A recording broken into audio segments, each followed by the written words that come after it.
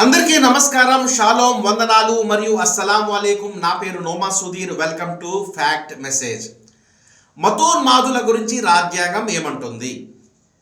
ధర్మ గ్రంథాలను ఉద్దేశపూర్వకంగా అవమానిస్తే చట్టపరమైన శిక్షలు, లీగల్ పనిష్మెంట్ తప్పవు అంటుంది భారతీయ న్యాయ వ్యవస్థ. భారతీయ న్యాయ సంహిత సెక్షన్ 299 ప్రకారం ఏదైనా ఒక వర్గ మత విశ్వాసాలను లేదా మత గ్రంథాలను ఉద్దేశపూర్వకంగా దుర్బుద్ధితో అవమానించడం నేరం. దీనికి 3 ఏళ్ల వరకు జైలు శిక్ష లేదా జరిమానా లేకపోతే 2 విధించవచ్చు. మరియు ధార్మిక మహాపురుషులను ఉద్దేశపూర్వకంగా అవమానిస్తే కూడా చట్టపరమైన శిక్షలు తప్పవు అంటుంది భారతీయ న్యాయ వ్యవస్థ.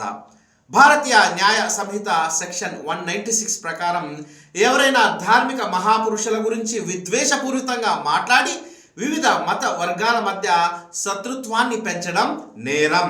రాజ్యాంగం అంతిమ లక్ష్యం దేశ శాంతి భద్రతలకు, నైతికతకు విఘాతం కలగకూడదు అన్నదే. కాబట్టి ఎవరి మతాలను వారు ప్రచారం చేసుకోవాలి తప్ప ఎదుటి మతాలను టార్గెట్ చేసి వారి మహానీయులను కానీ వారి పరిశుద్ధ గ్రంథాలను కానీ విమర్శ చేయరాదు. ఈ ముఖ్య విషయాన్ని అన్ని మతస్థుల వారు గమనించి మతాభిమానులుగా కాకుండా, మతోన్మాదులుగా కాకుండా అన్ని మతాలను ప్రేమించే మత సామరస్యవాదులుగా ఉండడానికి అనునిత్యం ప్రయత్నించాలి.